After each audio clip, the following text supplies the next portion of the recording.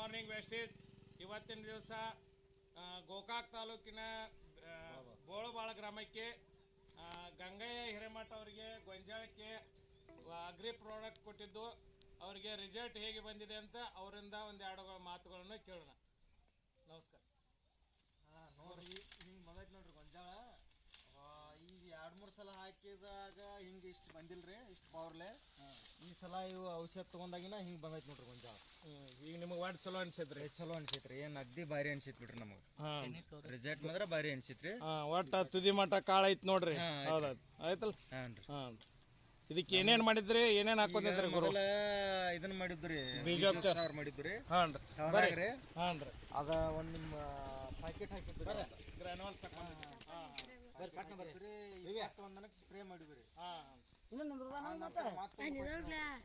ಇರ್ಲಿ ಇದನ್ನ ಅದು ಹಾಕೊಂಡಿದ್ರಿ, ಅದನ್ನ ಸ್ಪ್ರೇ ಮಾಡಿದ್ರಿ. ಒಟ್ಟು 2 ಸ್ಪ್ರೇ ರೀ. ಅದ ಬೀಜೋಪಚಾರ ಅದೊಂದ್ರಿ, ತಳದಾಗ ಒಂದು ಹಾಕಿದ್ರಿ. ಗ್ರಾನುವಲ್ಸ ಮತ್ತು ಹಿಮಿಕ 82 ಸ್ಪ್ರೇ ಮಾಡಿದ್ರಿ. ನಮಸ್ಕಾರ.